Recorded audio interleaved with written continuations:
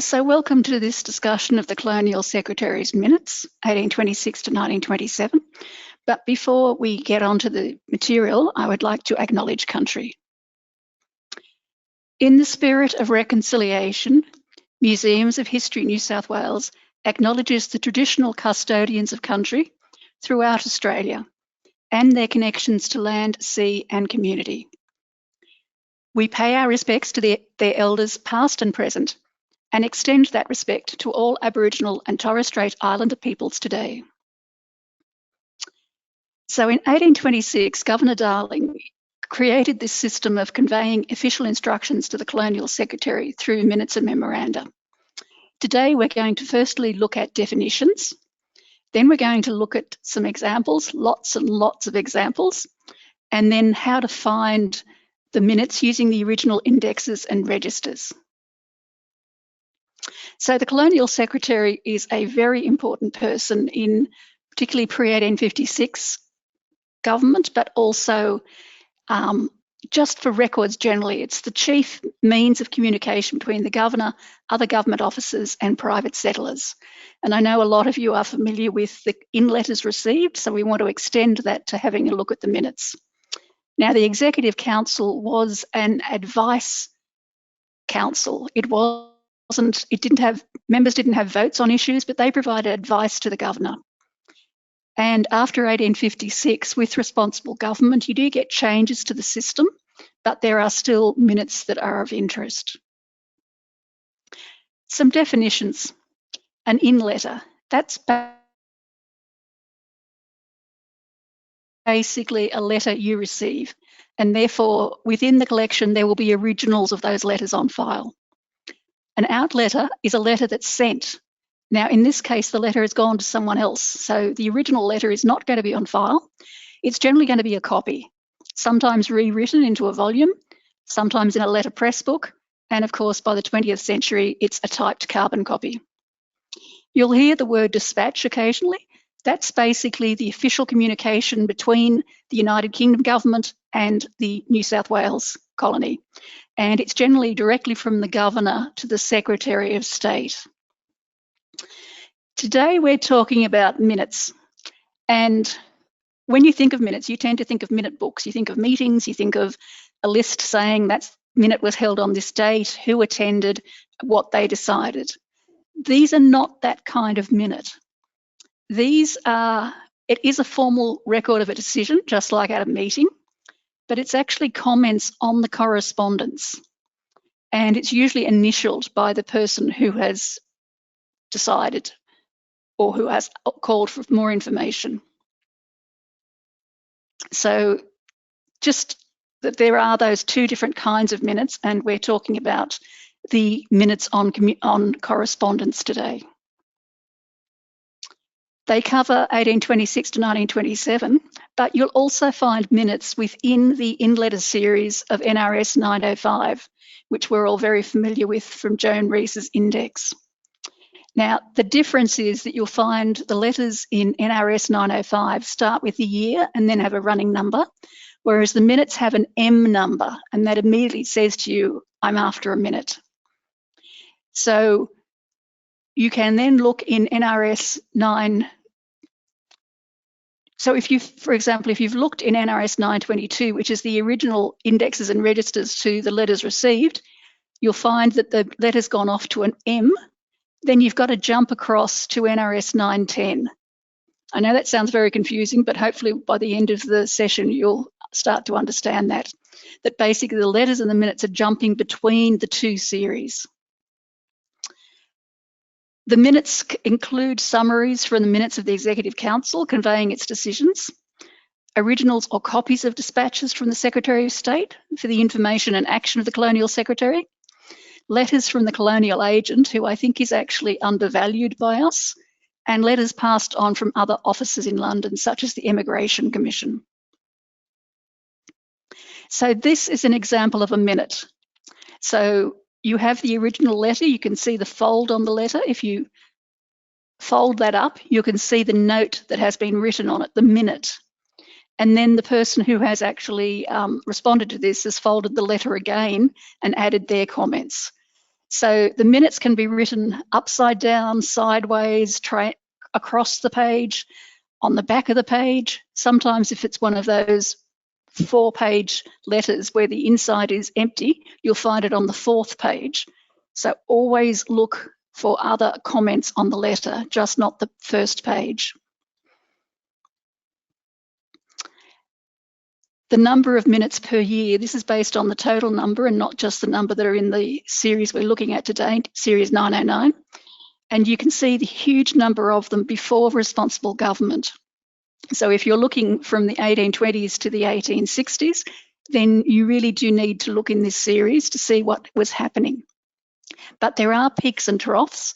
So responsible government is 1856, you've got that downward slope, but suddenly in 1862 it jumps back up again.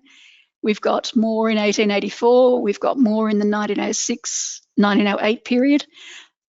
I don't know why. Is it because of the personality of the Colonial Secretary? Did some of them actually send questions up to the governor more often than others?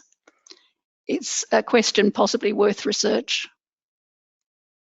So let's have a look at some examples from 1826. Our first one is from John Grady. Now, John Grady is a prisoner. The problem is there are 2 John Gradys who came out from the same county of Cork Depot, one of whom got transportation for life and arrived on the Brompton, and the John Grady we're looking at arrived on the Medina in 1823. This minute corrects the fact that according to the records, he should have a life sentence when he knew he'd been given a 7-year sentence.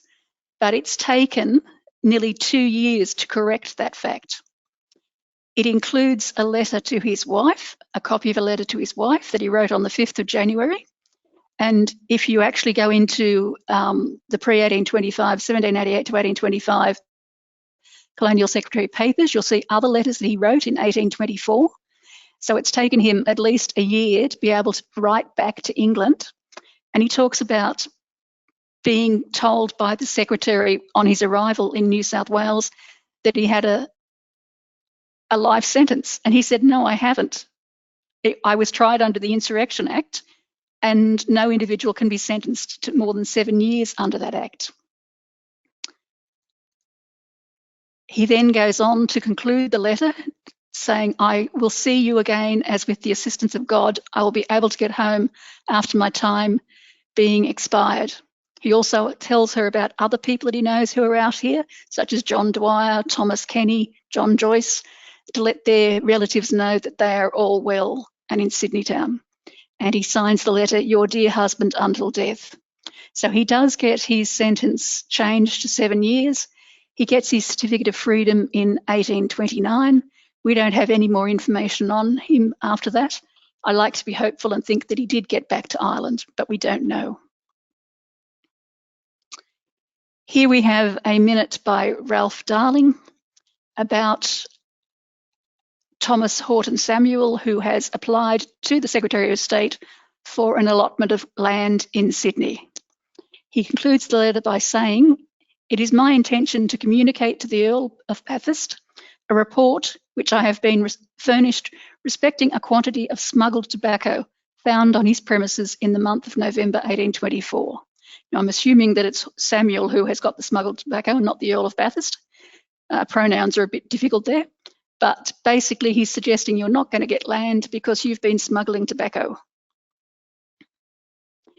Here we have the rules and regulations for the conduct of the female factory, where it's dividing the people who are there into first class, second class, and third class, with first class being those who have just been received into the factory from their arrival from England, or who have gone into the factory due to circumstances under which they could not control and for which they had no blame. It also gives the menu of what's for breakfast, supper, and lunch. Sorry, breakfast, dinner, and supper, based on whether you're first class, second class, or third class. As far as I can see, the main difference between first and second is that the first class gets milk for breakfast and supper, and the second class doesn't. So now we're moving on to 1836, and Governor Burke wants the Lansdowne Bridge to be open for traffic on 26th of January because it's the anniversary of the foundation of the colony. I bet the engineers and the bridge builders were happy. We also get a notification that £30 has been paid by the colonial agent to Major Mitchell's agent for 20 copies of the Major Mitchell map, a very famous map. Here we have some more information from the colonial agent. He's saying that £50 has been deposited in London with him for Henry Thomas Didsbury, who arrived on the George Hibbert in July 1835. So he's verifying the money's been received, and he's letting New South Wales know that they can give the money to Henry Didsbury. And yet that is January 36 that it's received, and February 37 Didsbury's saying, has the money been received? So obviously they haven't let him know. This relates to James Fraser, a convict who escaped in 1833 back to England and apparently took a bill of £90 with him. And the colonial agent has been able to reclaim that money and is saying it's now being credited to New South Wales. We also have notification from the colonial agent that £20 has been deposited from Mr. J. Barkwith for Annie Clark, a widow who was transported by the Roslyn Castle in 1829, and she's now in service with Thomas Inglis in Sydney. So you have this flow of money from London to Sydney. We also have a flow of money back, because here's another one from the colonial agent talking about the payment to Isabella Gray of the allowance, 6 months allowance from her husband, who is Mr. Gray, Deputy Harbour Master at Port Jackson. So he's paid the money into the Colonial Secretary, the Treasurer has notified the Colonial Agent, and the Colonial Agent is able to release the money to her, and we have her receipt for it. Here we have the cost of fitting out the Red Rover to transport female immigrants, £22, 3 shillings and 3 pence, including 48 yards of calico for screens for the berths of the matron, ropes to create the beds, bedding and sheeting, and so on and so forth. Here we have an inquiry from England via the colonial agent. George Guest is seeking information on his father, also known as George Pike, who came to New South Wales 1823 in the Francis. He was planning to return to England in February 1825, and nothing more has been heard of him since. And circumstances have occurred which makes it of further importance to him, to George Guest, to know whether or not his father has died. Interestingly, when I went to the register for this letter, because the assumption is these letters are put away at this number, but it also shows another letter number. So maybe there is more correspondence on this subject at that new letter number as well.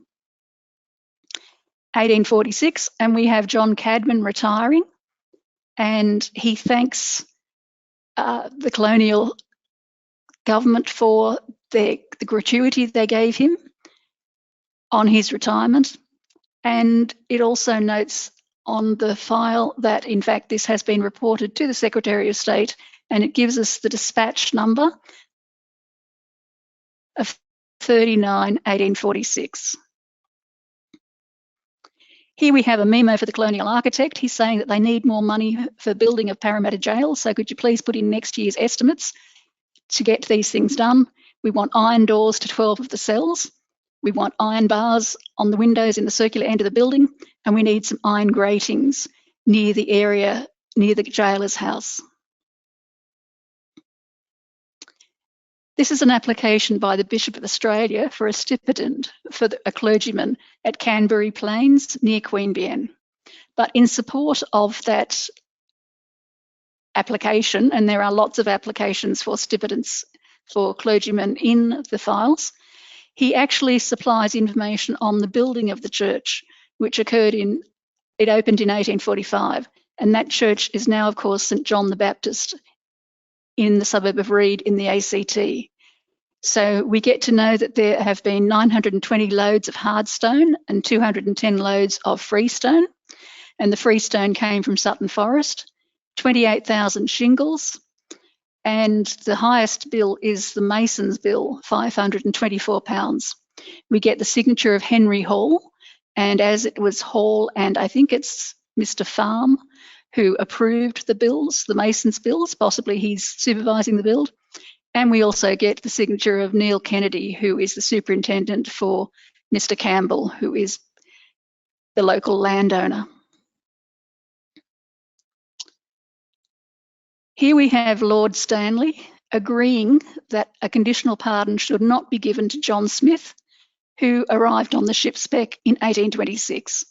And the reason they're not giving him a conditional pardon is his mental health problems, described as having fallen into a state of idiocy.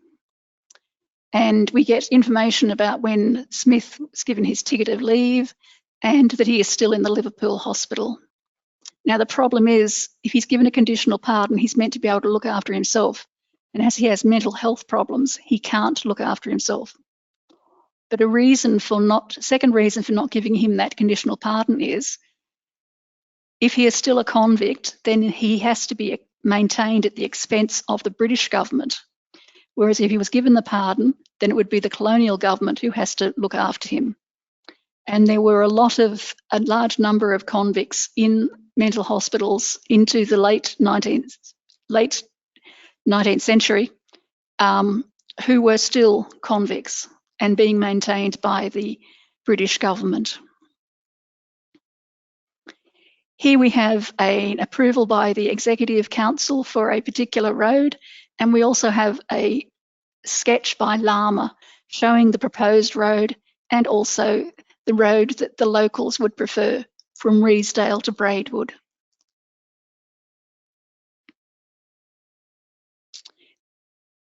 The tyranny of distance. Here we have a letter from Lord Lurgan in Ireland seeking news of his brother-in-law, Ewan McNell. And he's writing on the 25th of April, 1846, because his wife, Lady Lurgan, wrote a letter to her brother. It came back unopened with the word dead written on the cover. And in fact, Ewan had died in Sydney on the 18th of October, 1845. So again, that goes through to a dispatch for the Secretary of State, and we get the dispatch number. Now we're on to 1856, and Edwin McCoy is seeking information about the property of his brother Thomas McCoy, alias John Williams, who is a landscape and portrait painter. He arrived as a convict on the Mermaid in 1831, and his brother knows that he did die at Parramatta on the 10th of November 1842. And again, the registers for this, although this is filed at this number, the registers do mention other letter numbers to be pursued. I'm just really impressed by the fact they actually have a form for this. Now, I realise it's probably not just a New South Wales form. It might have been used by all British colonies, but obviously they were getting enough inquiries to need a form. So here we have Edward Jones seeking information on Edward Smith Birch, who arrived as a convict on the Suzanne in 1835. And the government is able to send back lots of information up until the period where he got his conditional pardon in 1841. And thereafter, they are not keeping any more information. A lot of people have written to us over the years on the assumption that once you were a convict, the government was totally interested in your behaviour after your sentence finished. But in fact, they're not. Once your sentence is finished, unless you reoffend or write to them again for some reason, we may not have any more records about them. And here we have Susan Sands seeking information on the property of her brother John Sands, also known as John Ginniff, who was a bookseller. He arrived as a convict. She doesn't know the ship. She doesn't know when. And in fact, the convict office says they have no records for him whatsoever. So they suggest, the minute suggests inserting a notice in the Government Gazette calling for information from him. In fact, it's highly likely that he actually went to Tasmania, because there is a John Sand who was a convict in Tasmania, and his crime was buying stolen books, and she says he was sent to the colonies because he sold stolen books. This is a minute about 5 school teachers and their families who were selected by the Irish Education Board for the conduct of the national schools in New South Wales. Now, they're travelling on a private ship rather than an immigrant ship because waiting for the immigrant ship would cause delays. We have Patrick Mulholland and family, John Wright and family, William Gowdry and family, Michael Lappan and family, and Edward Curran, who is single. But we also have some female relatives of two of them, and they've actually paid £22 each to come out with them.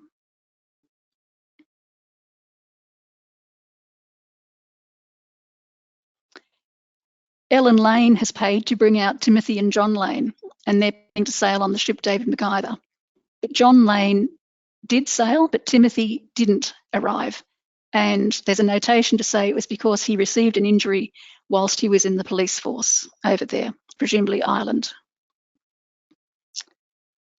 Now, George Somerville arrived on the Bee. He had a £20 note stolen from his box on board the steamboat in which he crossed from Londonderry to Liverpool.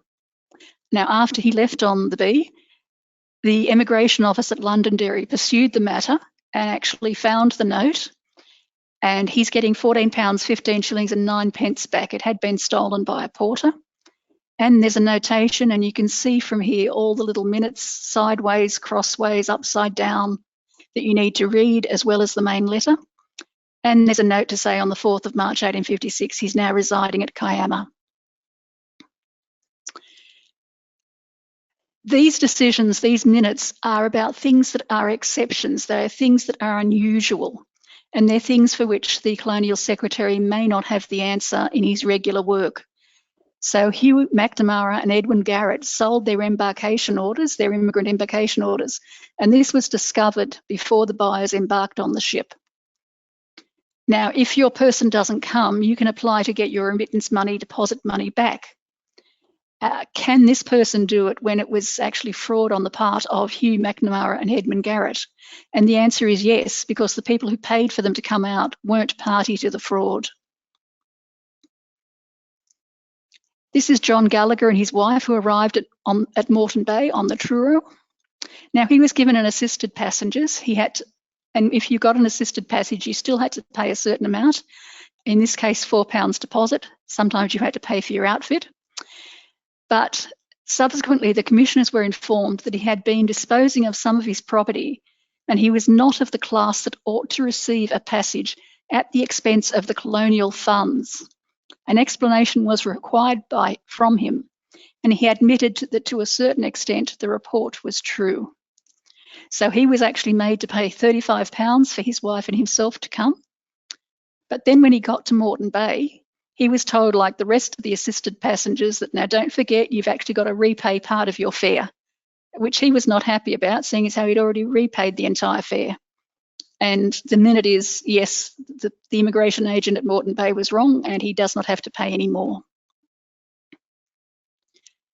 This is a minute about the licenses on gold fields in December 1855. Try to work out the amount of gold that each miner might earn, the amount of money they might earn, and finishes up with the belief that the hope is that the cost of wages in New South Wales will fall. Here we have the purchase and shipping to New South Wales of 4 reflectors for the South Head Lighthouse and also a Bramble floating light. And we have the lovely letterhead there of William Wilkins, Lighthouse Lantern and Lamp Manufacturer to Her Majesty.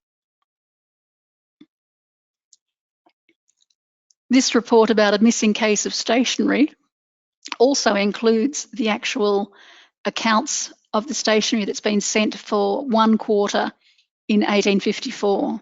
30,000 pens, 10,000 signet wafers, 20,000 signet papers. Just a fascinating list of what was needed to run the bureaucracy. So 1856 is responsible government, and we now have 2 houses. We have the upper house, the Legislative Council, and the lower house, the Legislative Assembly. It's also a clear dividing point in the role of the Executive Council, because now, instead of minute papers only coming from the Colonial Secretary, they can also come directly from other organisations such as Works and Lands. So you need to really look in for this time period in NRS 4235, which is the register of minute papers laid before the Executive Council, to see what's coming from different departments. Bearing in mind that this is a reference to the minute papers that go to the Executive Council, and it may not include some of these minutes that have just been noted on the letters. But still, the Colonial Secretary has a huge amount of responsibilities, a wide-ranging responsibilities: naval, military, foreign correspondent, postal, immigration, police, jails, lunatic asylums, statistics, naturalisation of aliens, hospitals and charity institutions, and so on and so forth. And so there are still matters of interest to us in those minutes after 1856. As we saw from the graph, there just aren't as many of them. So here we have the appointment of William Macpherson as Clerk to the Legislative Council, Edmund Lockyer as Black Rod to the Legislative Council, and Richard O'Connor as Clerk to the Legislative Assembly, and Henry Tudor Shadford as Black Rod to the Legislative Assembly. So the start of responsible government. Now we're going to divert from our 10-year period to have a look at an interesting case in 1857. And this relates to the voyage of the Commodore Perry. As I said, a lot of these minutes relate to the exceptions rather than the normal, but they do also give us a glimpse into what was going on, because often somebody is required to provide an explanation of something. So Dr. Macosh, the surgeon of the Commodore Perry, has been criticised by Adelaide Patterson for allowing intimacies between unmarried female immigrants and the crew and unmarried male immigrants. These intimacies include music and dancing. The report concludes, "I do not apprehend that any act of immorality occurred on the voyage, but it is quite evident that conversations and courtships were permitted to exist between the single females and the crew. And it's not proven that the surgeon knew about the courtships." And we have Adelaide's criticisms. Then we have Dr. Macosh actually replying, breaking down those criticisms point by point and replying to them. So he's saying the young women were compelled to retire to their own compartment at dusk. During the long evenings succeeding to our crossing the southern tropics, discontent pervaded their minds and made them quarrelsome and dissatisfied with one another. Bearing in mind there are 112 single females who would be locked, who would be under in their compartments at dusk, and it was obviously not single compartments, they'd all be in together. There were also 150 single males on board, and there were 45 married males and 55 married females, some of whom were travelling to join their husbands, plus a few cabin passengers. Now, the ship sailed on the 17th of February and arrived on the 1st of May. So you've got February, March, April. So 3 months worth of being together and probably getting on each other's nerves. So it's actually the single females who asked the matron for music and dancing, and she then asked the surgeon to divert the tedium. The surgeon did not allow single males to take part in the dancing, but the matron did allow brothers to visit their sisters. So the criticism that single males had visited single females was actually brothers and sisters. However, unfortunately for Dr. Macosh, during this inquiry, it's discovered that he actually sold the bedding after the ship arrived. Now, this is not meant to happen. As you can see by the instructions from the agent for immigration, the hospital bedding should be put up separately, sent on shore, and accompanied by a list of several articles. And the unmarried females, when they go on shore to the immigration depot, are also meant to take their bedding with them. And so he sold the bedding for £19, 7 shillings and 8pence.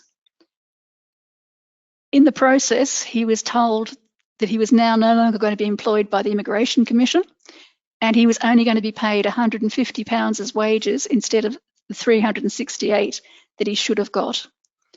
He had done 8 voyages as a surgeon on immigrant ship, including voyages to Melbourne and Adelaide.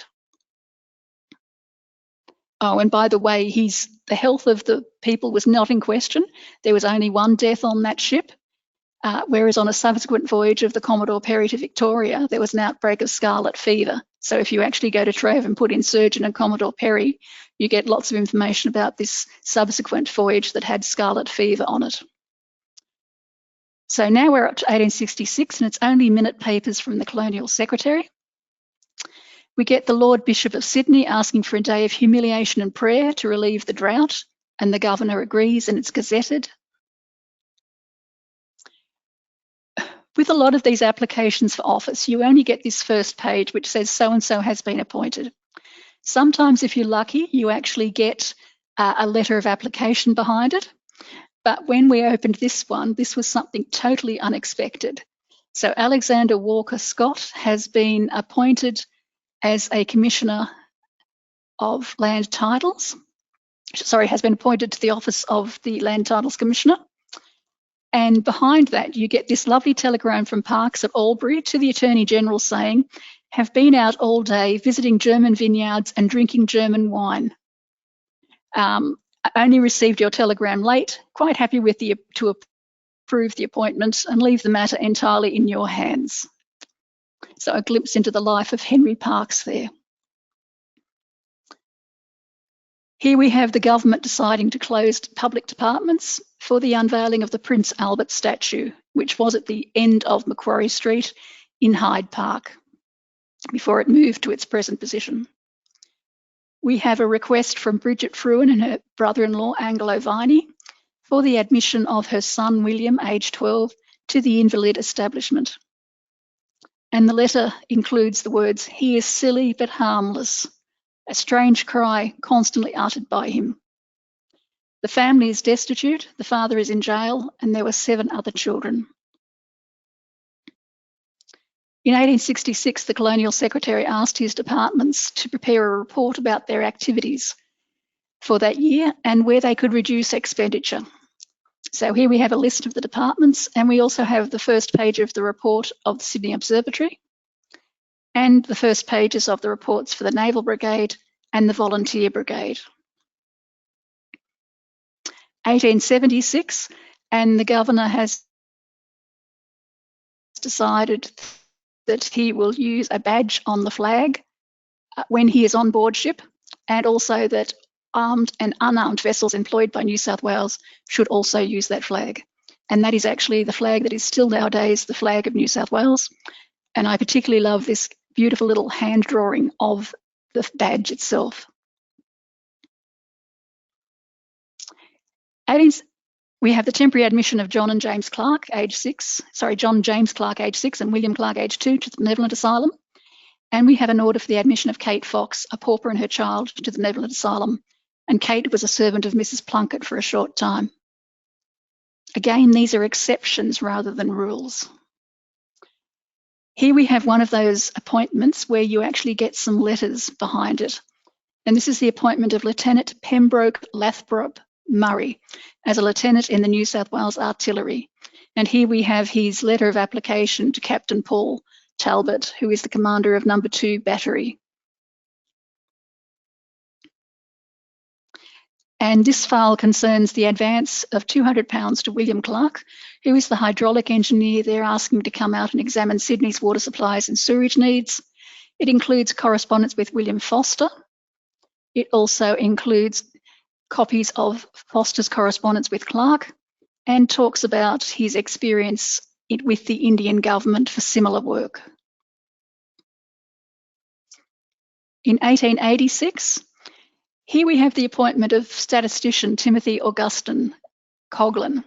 And Coghlan is such a big name in the history of statistics that it's interesting to see this letter of appointment saying that they're only going to appoint him on a 2-year probation because they're not certain that he's actually going to work out. He hasn't done this type of work beforehand.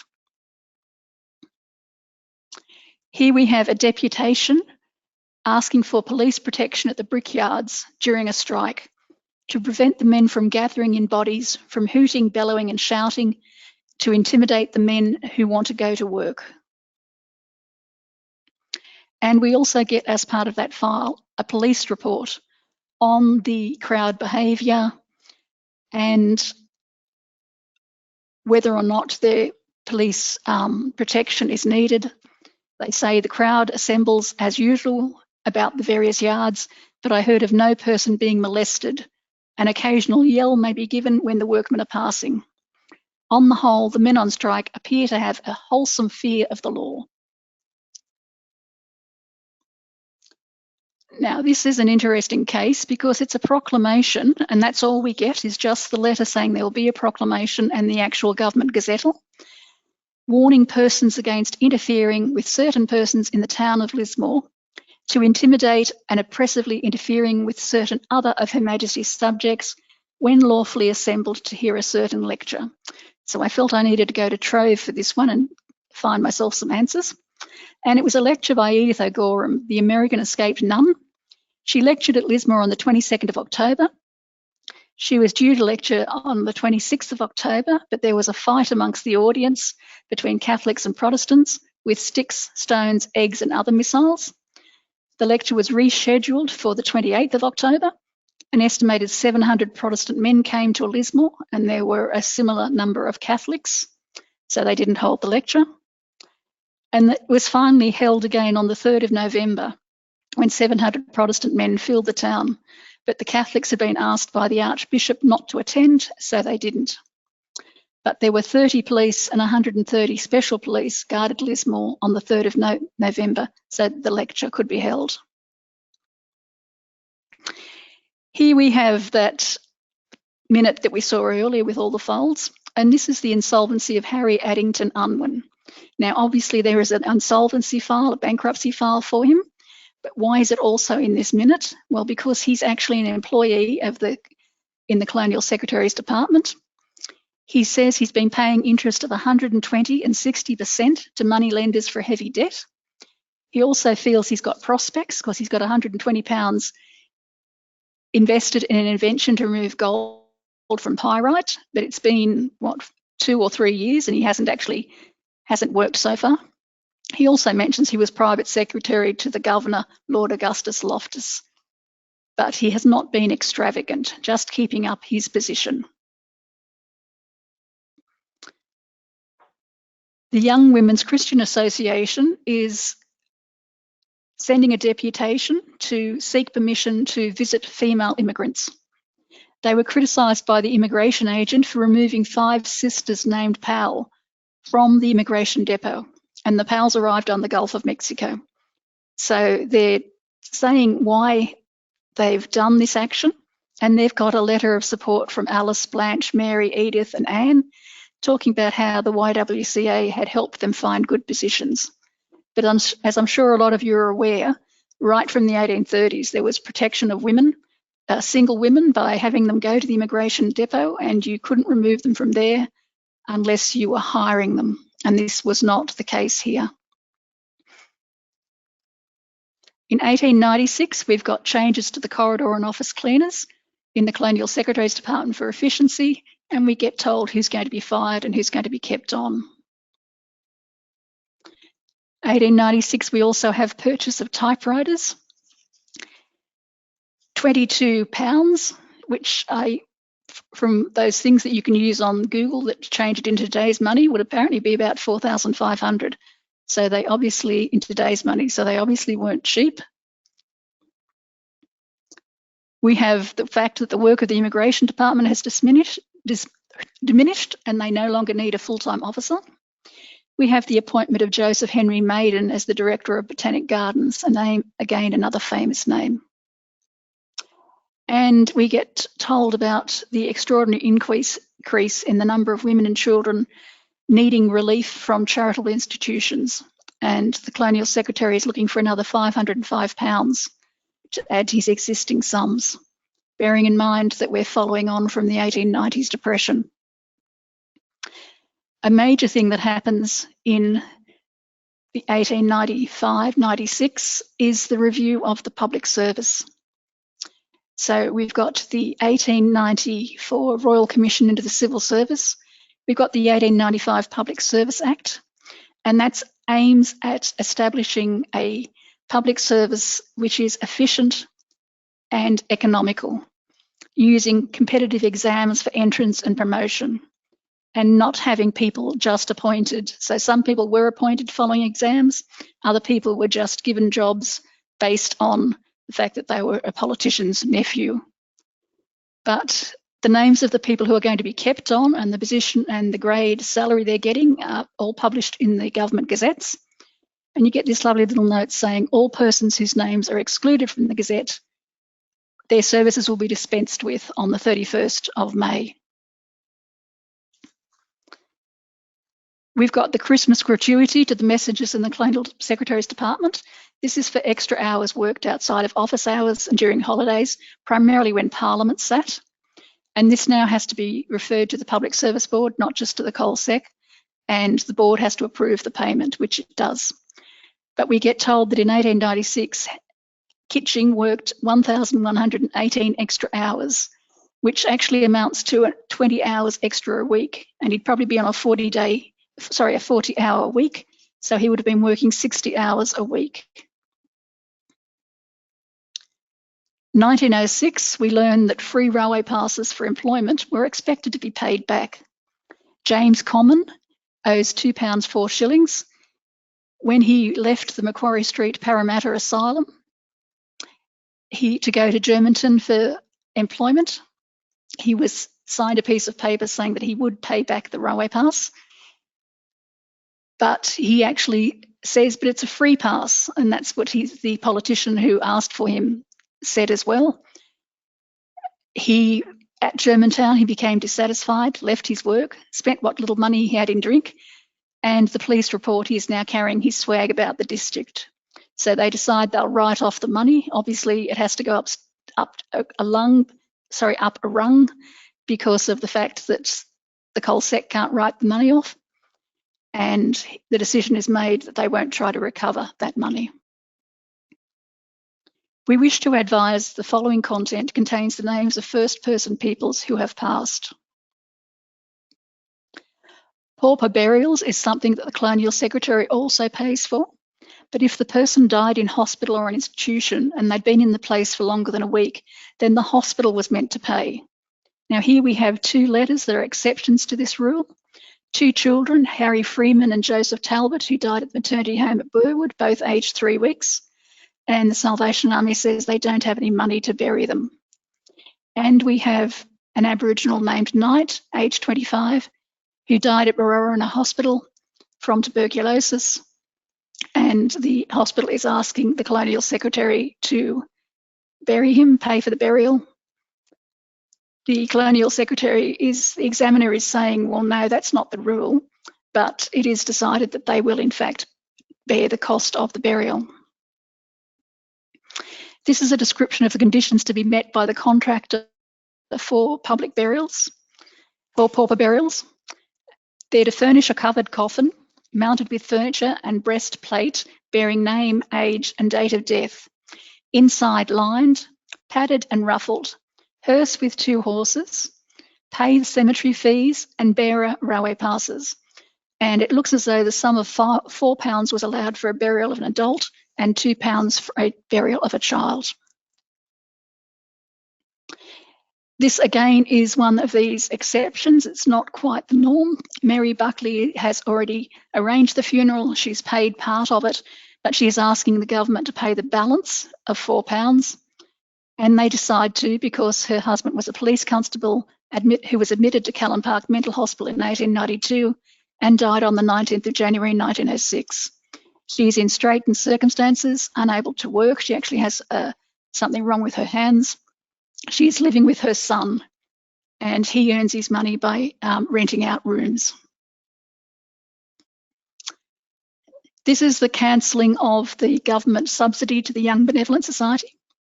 And they're cancelling it because the society is not willing to provide aid to A. Diedrich and to M. Daly, who are at present being supported by the Colonial Secretary's Department. So the Colonial Secretary wants the society to take over looking after those people, providing them with support, or they will cancel the subsidy, which they apparently do. Here we have an application for Mrs. Byron, a temporary cleaner, who was a temporary cleaner.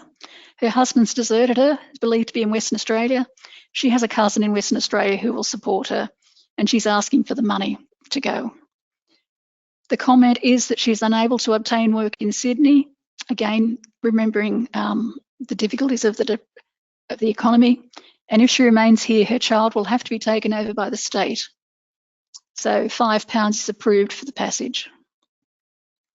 Now we've got the 50th anniversary of the inauguration of responsible government, and so that 50 years has certainly gone quickly. And we've got Herbert Garrett of Lochmaree Large Pig Stud. He's seeking compensation because his pigs had to be destroyed. He believes that they got the tuberculosis from 2 pigs he bought from Rookwood Asylum. The Chief Secretary says no, there's no tuberculosis amongst the pigs at Rookwood Asylum, but he still pays him £250. And it includes details of Garrett's business. It also includes details of pig keeping at Rookwood Asylum, because there are notes from a report of the Department of Public Health inquiry. 1916 and 1926, basically from 1916 onwards, the minutes are no longer in a separate series physically. They're actually integrated in with NRS 905, letters received. And so we're looking at the actual register, and there's only 7 minutes for 1916 relating to police supervision of sanitary conveniences in country hotels, the escape of a prisoner, I think it's Arnold Frewer, alias McPherson. We're looking at things relating to the 1916 liquor referendum, which brought in 6 o'clock closing. One there that I would be interested to follow up myself, which is the details of the distribution of the records in the strong rooms at the Colonial Secretary's office. And we've got Mrs. Mankey drawing attention to the distress of the times, which is not attributable to the strike, but to the economic conditions.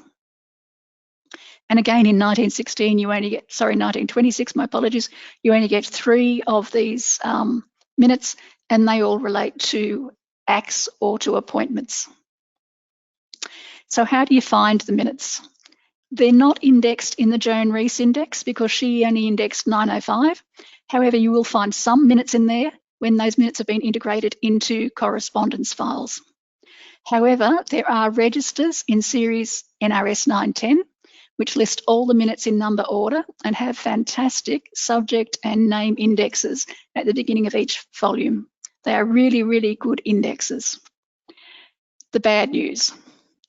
The minutes, like the letters, use top numbering, which means that even if you've found a minute number, they may not be in the container at that number. They may have been pulled forward to go with other minutes. They may have gone into correspondence.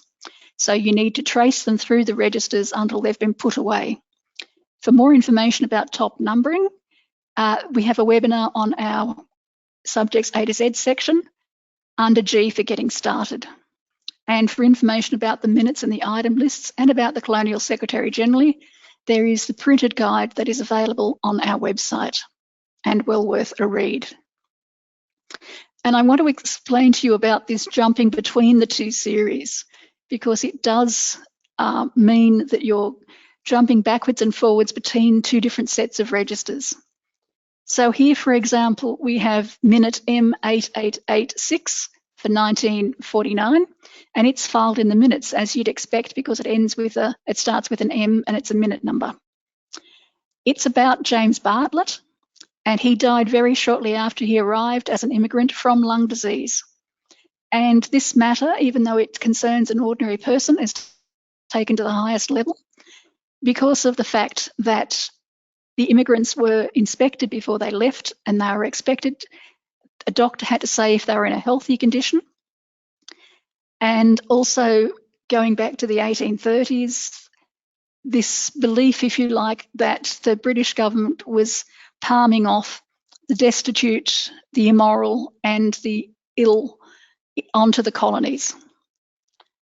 So the Colonial Land and Immigration Office is asked to report back, and they say that he was not absent from work in the 2 years before he immigrated for more than 2 to 5 days. And the surgeon of the Waverley, the ship he came on, examined him before embarkation and did not detect any lung disease. So that minute ends up at that number. Now, here we have file 54-6843, which concerns the arrival of the Ellenborough at Newcastle with assisted immigrants. And you'll see that there's actually 4 minutes there. There's also an LC, which is a Legislative Council report as well. And that's because this is most unusual in that 1853, the colonial government agreed to bring out 500 railway workers, navvies if you like, using the assisted immigration scheme. And being a railway labourer was not one of the occupations that the regulations said you had to be. So there were 3 ships brought out for the Sydney Railway Company, David McIver, the Maidstone and the Herefordshire. In 1854, the Hunter River Railway Company asked for the same deal and it was agreed. So 3 ships came direct to Newcastle in order to avoid the temptations of Sydney and the goldfields, and they also carried rails and other equipment for the building of the railway. That's the Ellenborough, the Lord George Bentinck and the Black Flyer. So this ends up as a letter because the last thing on the file is a letter from the agent for immigration. If he hadn't have written, then it would have ended up in the M's because the second last letter is a minute. Here we have the 1836 register, and you'll see of the 8 letters that are on that register, only one of them doesn't show a further letter number. So you may need to follow through those letter numbers and see what's happened to those and where they've been filed. The good news is that the registers and indexes are available on microfilm in our reading room. They're also available on Ancestry under the heading Colonial Secretary's Letters 1826 to 1856, even though they actually do go to 1927. And the exceptionally good news is that Clive Smith and the Port Macquarie District Family History Society have in fact created a guide to all those records that are on Ancestry from the Colonial Secretary that are digitised up there but not indexed by people's names. So you can use this guide, which is available on our website under Subjects A to Z Colonial Secretary, to actually find out not just the headings that Ancestry has used, but also the image numbers. So using the film strip, you can use that image number to jump straight into what it is that you're after. Unfortunately, you'll have noticed that, in fact, Reel 2726, which covers the 1840s and the 1850s, has not been found on Ancestry yet. So for that one, you will have to come into the reading room.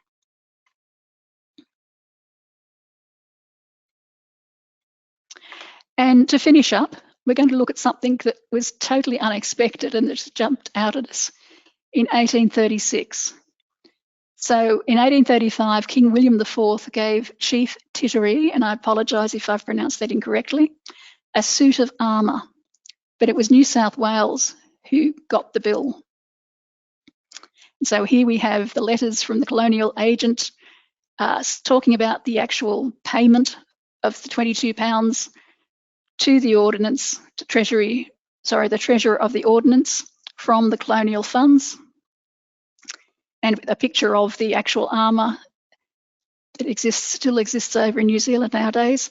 We have the letter from the Historical Records of Australia talking about the King, my master, further commands me to thank you for your present, and in return he desires you will accept a suit of armour such as was worn in former times by his warriors, but which are now only used by his own bodyguard. And we learn from the bill that he didn't just get the armour, he got a scarlet jacket, he got a pair of breeches, he got a cap, he got leather gauntlets, he got scarlet stockings, and he got fisherman boots. So he got the whole outfit, not just the armour. So I hope you've enjoyed this quick gallop through a century worth of Colonial Secretary minutes. I would like to thank Veronica Burns, Dr. Rebecca Jenkins, Dr. Emily Koch, Dr. Jonathan Richards, and Clive Smith and the Port Macquarie Family History Society for their support. I'd like to thank Trove and the National Library of Australia. And I'd also like to thank my colleagues, Martin, Jeanette, Rhett, and Bonnie. So what do I want you to remember?